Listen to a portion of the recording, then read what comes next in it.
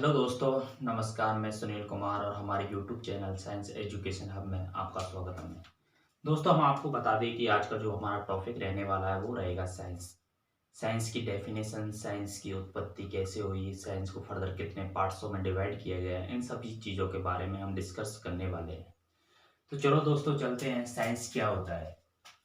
दोस्तों, साइंस, जिसे हम विज्ञान कहते हैं आमतौर पे, विज्ञान शब्द की, विज्ञान की जिस महान वैज्ञानिक ने खोज की थी वो वैज्ञानिक है अरस्तु। इसलिए हम साइंस के जो जनक, साइंस के फादर, हम अरस्तु को मानते हैं। साइंस, साइंस दोस्तों एक ग्रीक वर्ड से लिया गया है, साइंसिया। साइंस को एक साइंसिया नामक ग्रीक वर्ड से लिया गया है, साइंसिया, जिसका मतलब होता है जानना, जिसे हम टू नो कहते हैं। साइंस, जिसे हम विज्ञान कहते हैं, विज्ञान एक ग्रीक वर्ड साइंसिया नामक वर्ड से लिया गया है, जिसका मतलब होता है जानना। तो हम कह सकते हैं कि किसी चीज के बारे में जानना, किसी घटना क्रियाकलापों के बारे में जानना ही साइंस कहलाता है। वैसे बेसिक जो साइंस की डेफिनेशन है वो है कि स्पेसिफिक एंड सिस्टमैटिक नॉलेज। क्या है दोस्तों? स्पेसिफिक एंड सिस्टमैटिक नॉलेज को ही हम क्या कहते हैं? साइंस, जिसे हम हिंदी में कहते हैं विशिष्ट एवं क्रमबद्ध ज्ञान। विशिष्ट एवं क्रमबद्ध ज्ञान को ही हम क्या कहते हैं? साइंस, विज्ञान कहते हैं।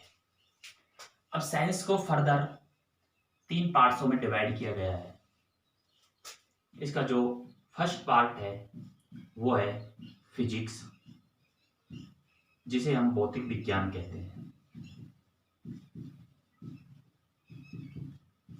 इसका जो सेकंड पार्ट है वो है केमिस्ट्री, जिसे हम रसायन विज्ञान कहते हैं। और इसका जो थर्ड पार्ट है वो है बायोलॉजी, जिसे हम जीव विज्ञान कहते हैं।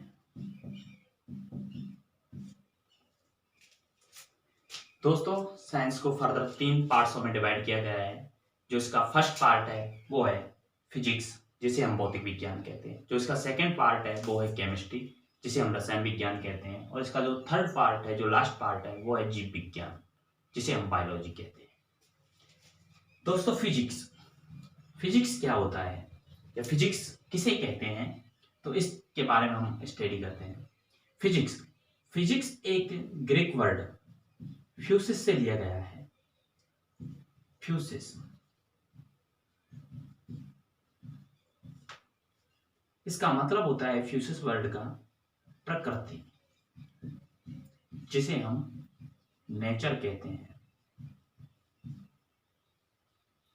फिजिक्स एक फ्यूसिस वर्ड है, ग्रीक वर्ड है, उससे लिया गया है, जिसका मतलब होता है प्रकृति। और हम कह सकते हैं कि जिस ब्रांच में नेचर की स्टडी की जाती है दैट इज कॉल्ड फिजिक्स, उसे हम क्या कहते हैं? फिजिक्स। जिस ब्रांच में हम नेचर की स्टडी करते हैं उस ब्रांच को हम फिजिक्स कहते हैं। उसी प्रकार रसायन विज्ञान, केमिस्ट्री एक कीमिया नामक वर्ड से लिया गया है, कीमिया। और इस कीमिया का मतलब होता है ब्लैक मैटर, जिसे हम काला पदार्थ कहते हैं। रसायन विज्ञान को एक कीमिया वर्ड से लिया गया है और कीमिया का मतलब होता है काला पदार्थ।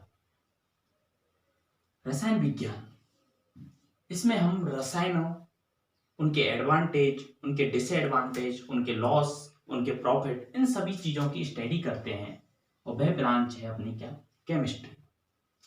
उसी प्रकार जीव विज्ञान, बायोलॉजी, बायोलॉजी किन्हीं दो वर्णों से मिलकर बना है, बायो प्लस लॉजी। दोस्तों मैं आपको बता दें कि जो बायो है, बायो का मतलब होता है लिविंग, और लिविंग को हम हिंदी में कहते हैं सजीव।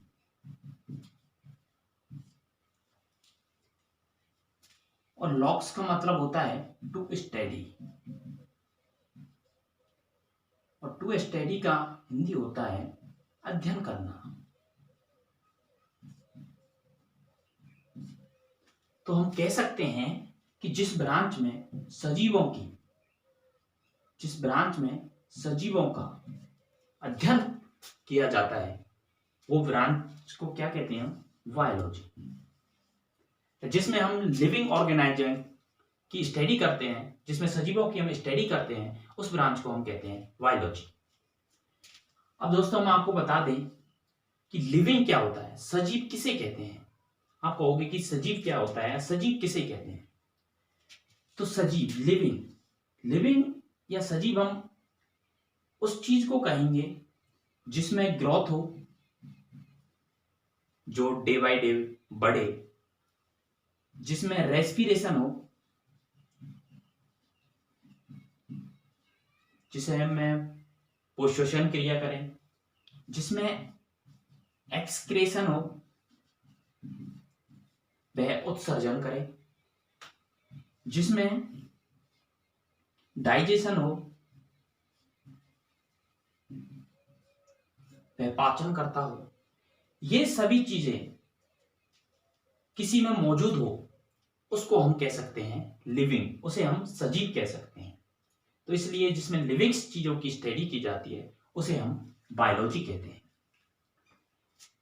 दोस्तों अब हम इनके फादर्सों के बारे में जानते हैं कि इनके कौन कौन से फादर्स होते हैं, उन चीजों के बारे में हम पढ़ते हैं।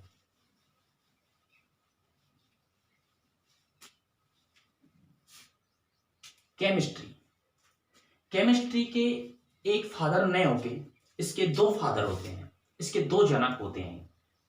सॉरी, फिजिक्स के एक फादर नहीं होके फिजिक्स के दो फादर होते हैं, क्योंकि फिजिक्स को फर्दर 2 पार्ट्स में डिवाइड किया गया है, तो इस वजह से इसके दो फादर होते हैं। तो फिजिक्स को 2 पार्ट्स में डिवाइड किया गया है। जो इसका फर्स्ट पार्ट है वो है एंशिएंट फिजिक्स,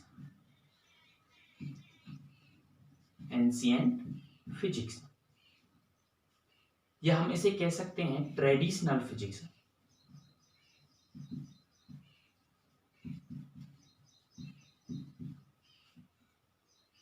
इसका मतलब है कि जो पुरानी भौतिकी है उसके जो जनक माने जाते हैं वो है sir Isaac Newton.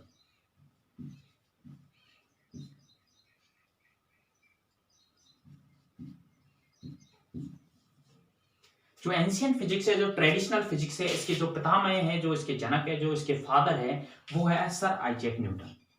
Sir Isaac Newton को इसके पितामह कहा जाता है। जबकि जो सेकंड है वो है मॉडर्न फिजिक्स।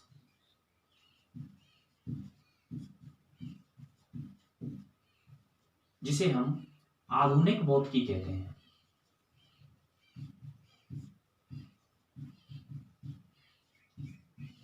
इसके जो फादर माने जाते हैं, जो इसके जो जनक माने जाते हैं, वो है अल्बर्ट आइंस्टाइन।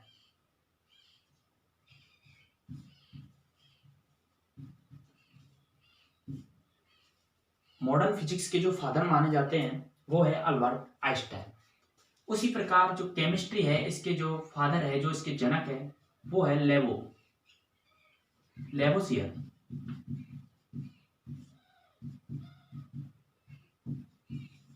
केमिस्ट्री के जनक लेवोसियस को माना जाता है। जबकि बायोलॉजी के जो फादर हैं वो है अरस्तु।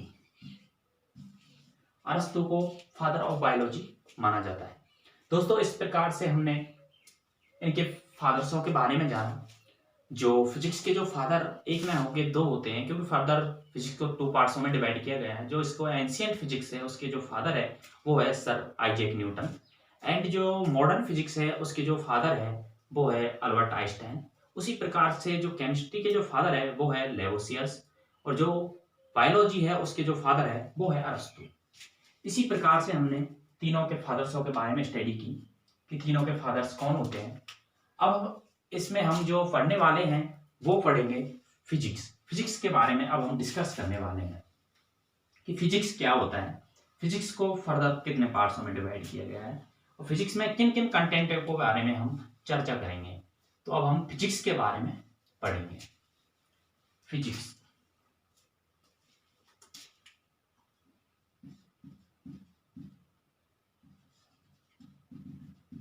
फिजिक्स भौतिकी। तो हमने आपको बताया कि फिजिक्स एक फ्यूसिस वर्ड से लिया गया है, फ्यूसिस वर्ड से लिया गया है, और इसका मतलब होता है प्रकृति, नेचर। दोस्तों हम बता दें कि प्रकृति प्रकृति किन्हीं दो घटकों से मिलकर बनी होती है। फर्स्ट जो इसका घटक होता है वो होता है मैटर,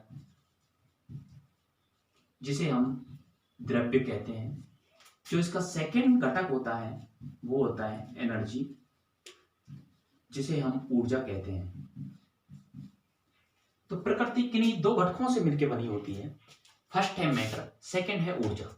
इन दो घटकों से मिलकर इस प्रकृति का निर्माण होता है। प्रकृति दो घटकों से मिलकर बनी होती है। मैटर मैटर क्या होता है, द्रव क्या होता है। आप कैसे कहोगे कि ये द्रव है, तो द्रव क्या होता है इसके बारे में हम थोड़ा जानते हैं। द्रव तो हम कह सकते हैं कि प्रकृति का वह घटक जो जिसका कोई कवरिंग स्पेस हो, जो स्थान घेरता हो। तो हम कह सकते हैं कि जिसका कोई कवरिंग स्पेस हो, कवरिंग स्पेस हो, या कह सकते हैं कि स्थान घेरता हो, स्थान घेरता हो। First point. सेकंड कि प्रकृति का वह घटक जो विजिबल हो, जो दिखाई देता हो। जो प्रकृति का वह घटक जो विजिबल हो, कह सकते हैं दिखाई देता हो। जो इसका थर्ड पॉइंट है कि प्रकृति का वह घटक जिसका कोई वेट हो, या कोई वह वेट गेन करता हो, जिसका कोई वेट हो, वेट गेन करता हो। इस प्रकार से हमने मैटर को डिफाइन किया कि प्रकृति का वह घटक जो उसका कोई कवरिंग स्पेस हो, जो विजिबल हो, जो कोई वेट गेन करता हो। ये सब चीजें जिस क्वालिटी ये पाती हैं वो हमारा द्रव होता है। ठीक इसके बिल्कुल अपोजिट अपना एनर्जी होता है। एनर्जी का कोई कवरिंग स्पेस नहीं होता, इसका कोई कवरिंग स्पेस नहीं होता, यह अनविजिबल होती है, मतलब अदृश्य होती है, दिखाई नहीं देती, और इसका वेट लॉस होता है, या हम कह सकते हैं कि बाहर नहीं होता।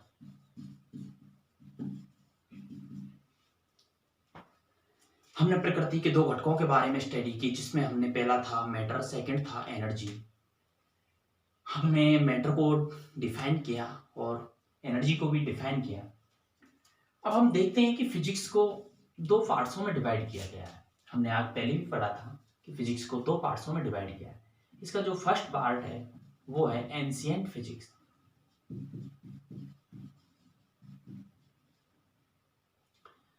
एंशिएंट फिजिक्स कहता है कि मैटर एंड एनर्जी जिसे हम द्रव और ऊर्जा कहते हैं। एंशिएंट फिजिक्स की एक खुद की थ्योरी है। यह एंशिएंट फिजिक्स अपने आप में यह मानता है, इसका एक ये प्रिंसिपल है कि जो मैटर है और जो एनर्जी है वो एक दूसरे में सेपरेट है।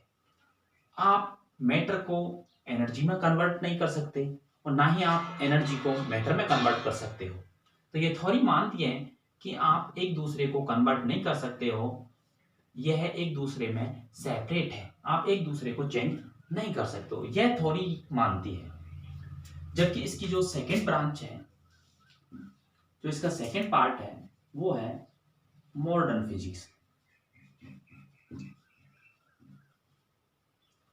और यह फिजिक्स मानता है, या यह मॉडर्न फिजिक्स अपना एक प्रिंसिपल है, और यह प्रिंसिपल कहता है कि आप मैटर को एनर्जी में कन्वर्ट कर सकते हो और एनर्जी को मैटर में कन्वर्ट कर सकते हो।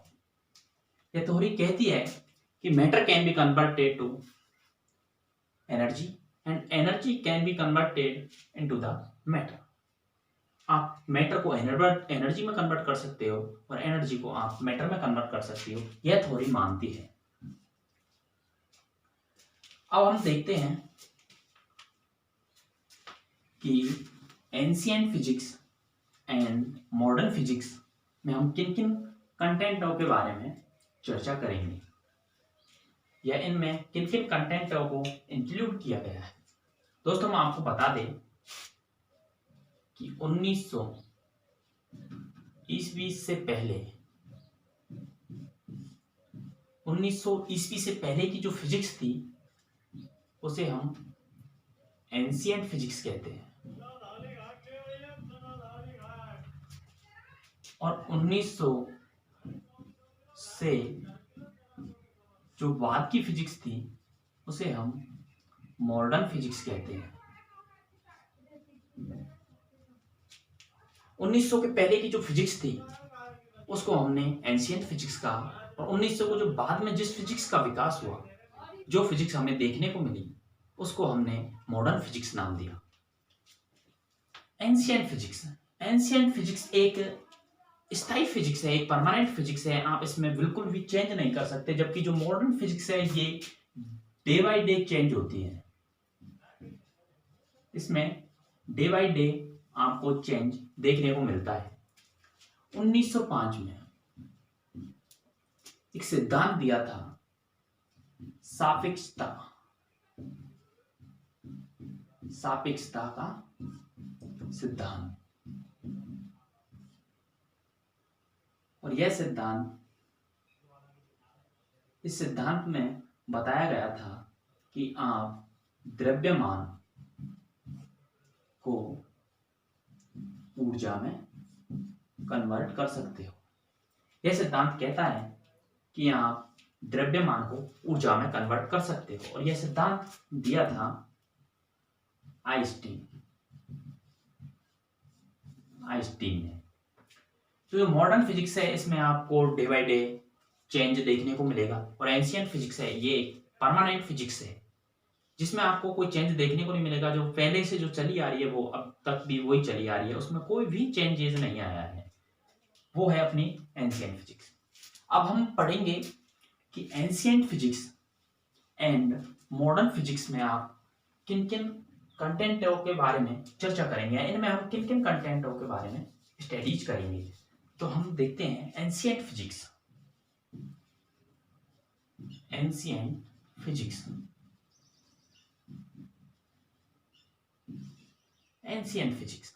इसमें हम किन चीजों पर स्टडी करेंगे, इसमें हम पढ़ेंगे, जो अपना फर्स्ट टॉपिक होगा इसमें वो होगा यांत्रिकी, जिसे हम मैकेनिक्स कहते हैं। इसमें हम मैकेनिक्स में हम पढ़ेंगे मोशन,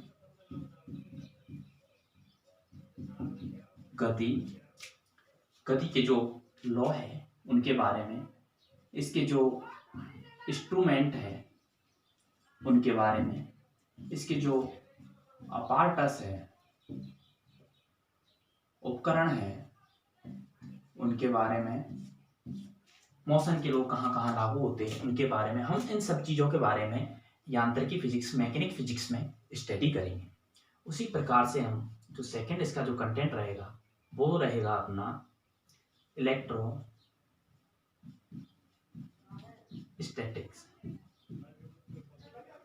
जिसे हम स्थिर वैद्युतिकी कहते हैं। इसमें हम स्टडीज करने वाले हैं, वो करेंगे हम आवेश, विद्युत धारा, उनके उपकरण, इन सब चीजों के बारे में हम स्टडीज करेंगे, जैसे जनरेटर, ट्रांसफॉर्मर,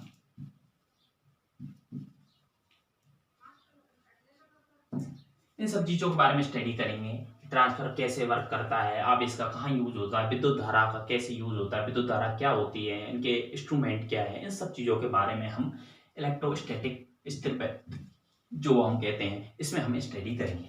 जो इसका थर्ड पॉइंट होगा वो रहेगा ऑप्टिक्स,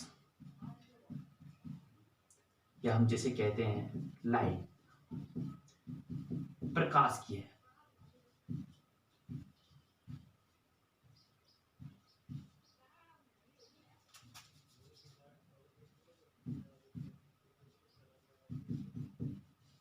प्रकाश की इसमें हम पढ़ेंगे अपवर्तन, परावर्तन, दर्पण, लेंस, ऑप्टिक्स प्रकाश की है। इसमें हम स्टडी करेंगे अपवर्तन, परावर्तन, लेंस, मिरर, इन सब चीजों के बारे में हम स्टडी करेंगे। इसमें जो इसका फोर्थ पॉइंट होगा, जो लास्ट पॉइंट होगा, वो में हम पढ़ने वाले हैं थर्मो डायनामिक्स, जिसे हम ऊष्मा गतिकी कहते हैं। इसमें ऊष्मा गतिकी में हम इसके नियम, इसके जो लॉ है उनके बारे में हम स्टडी करेंगे। तो हमने देखा दोस्तों कि जो एंशिएंट फिजिक्स है उसमें हम इन सभी चीज़ों पे स्टडी करने वाले हैं। जो एंशिएंट फिजिक्स का जो फर्स्ट जो कंटेंट होगा वो होगा अपना मैकेनिक्स, यांत्रिकी, जिसमें हम उसके मोशन के लॉज, इंस्ट्रूमेंट, अपार्टस, इन सब चीज़ों के बारे में स्टडी करेंगे। जो इसका सेकंड पॉइंट होगा वो होगा इलेक्ट्रोस्टैटिक, जिसे हम स्थिर वैद्युतिकी कहते हैं। इसमें हम आवेश, विद्युत धारा, इनके जो उपकरण, जनरेटर, ट्रांसफार्मर, ये किस तरह से वर्क करते हैं, इन सब चीज़ों के बारे में स्टडी करेंगे। जो इसका थर्ड पार्ट होगा वो होगा ऑप्टिक्स, जिसे हम प्रकाश की कहते हैं। उसमें हम अपवर्तन, परावर्तन, लेंस, मिरर, जिसे हम दर्पण कहते हैं, इन सब चीज़ों के बारे में स्टडी करेंगे। जो अपना फोर्थ पॉइंट होगा वो होगा थर्मोडायनेमिक्स, जिसमें हम ऊष्मागतिकी कहते हैं। उसमें हम इनके नियमों के बारे में स्टडी करेंगे। तो ये पार्ट्स हैं अपने एंशिएंट फिजिक्स में आते हैं। अब हम देखते हैं कि मॉडर्न फिजिक्स में हम क्या पढ़ेंगे और मॉडर्न फिजिक्स में हम किन किन कंटेंटों को इंक्लूड किया गया है, तो हम इसके बारे में देखते हैं। मॉडर्न फिजिक्स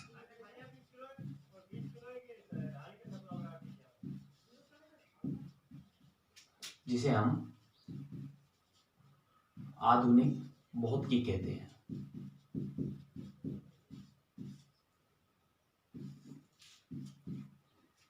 मॉडर्न फिजिक्स में हम किन किन कंटेंटों के बारे में चर्चा करेंगे।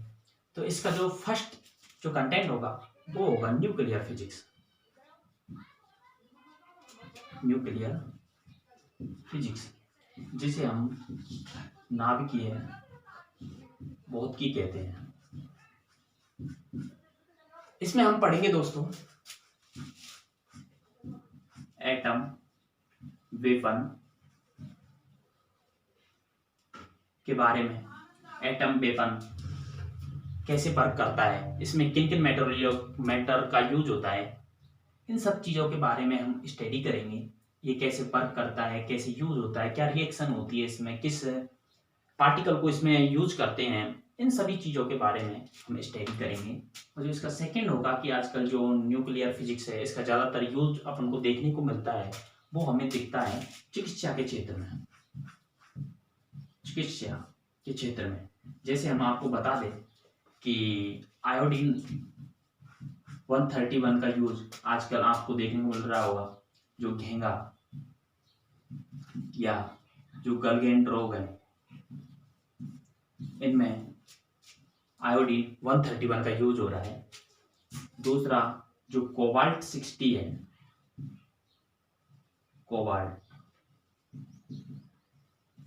इसका यूज आपको देखने को मिल रहा होगा, ज्यादातर कैंसर में इसका यूज होता है।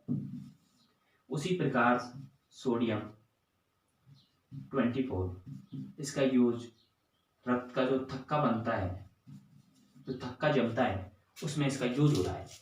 तो चिकित्सा के क्षेत्र में भी न्यूक्लियर फिजिक्स अहम भूमिका निभा रहा है। न्यूक्लियर फिजिक्स का बहुत यूज देखने को मिलता है।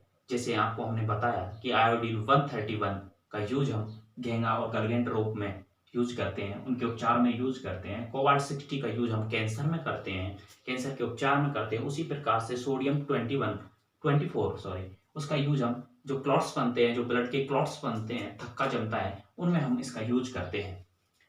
उसी प्रकार इसमें जो सेकंड जो पढ़ने वाले हैं वो रहेगा पढ़ना इलेक्ट्रॉनिक्स। इलेक्ट्रॉनिकी, इसमें हम पढ़ने वाले हैं दोस्तों computer, mobile, LED, LCD, etc. जो इलेक्ट्रॉनिक्स में हम पढ़ने वाले हैं कंप्यूटर, मोबाइल, एलसीडी, एलईडी, इन सभी चीज़ों के बारे में हम डिस्कस करेंगे। तो हमने आज आपको बताया कि साइंस क्या होती है, साइंस को फर्दर कितने पार्ट्सों में डिवाइड किया गया है। फिर हमने एक एक के फादर्सों के बारे में आपको स्टडी कराई, एक एक के जनकों के बारे में हमने बताया, और हमने टॉपिक लिया है कि फिजिक्स क्या होता है। तो फिजिक्स में हम किन किन कंटेंटों के बारे में या किन किन कंटेंटों को हम पढ़ाएंगे, उन सभी के बारे में आपको खूब डीपली बता दिया है। तो चलिए दोस्तों चलते हैं। थैंक यू, नमस्कार।